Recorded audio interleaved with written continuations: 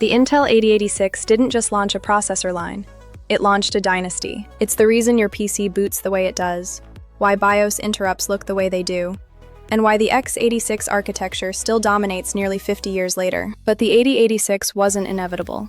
It was rushed, controversial, and built under pressure from a competitor Intel didn't see coming. By the mid-1970s, Intel's 8080 was everywhere. Altairs, IMSIs, CPM machines. But then Zilog, founded by ex-Intel engineers, dropped the Z80. It was faster, cheaper, more capable, and fully backward compatible with the 8080. Intel suddenly looked like the old company in a young industry. The 8085 helped, but it wasn't enough. Intel needed something bold, a new architecture, a new direction, and a way to leapfrog the Z80 without abandoning their existing software ecosystem. In 1976, Intel greenlit a crash project, a 16-bit successor to the 8080. The team had 18 months, an absurdly short timeline for a new architecture. They couldn't afford a clean break, so they designed something clever.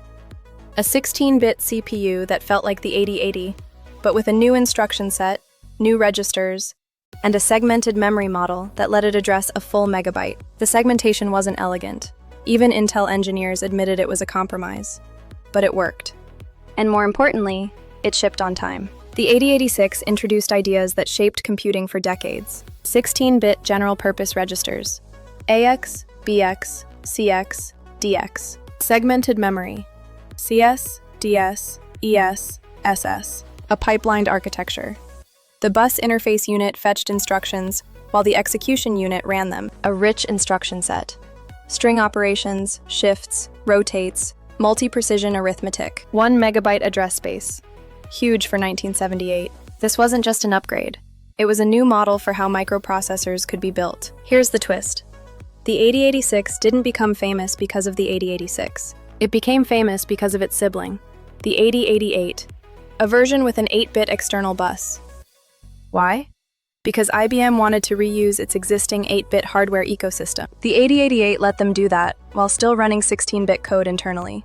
When IBM chose the 8088 for the IBM PC in 1981, the fate of the entire industry shifted. Software was written for x86.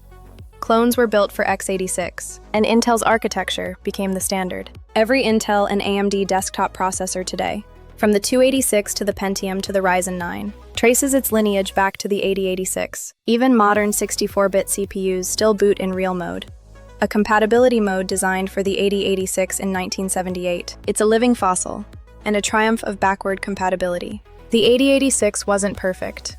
It wasn't elegant, but it was right for its moment. And that moment shaped the next half-century of computing. If you've ever used a PC, you've lived in the world the 8086 built. Happy coding!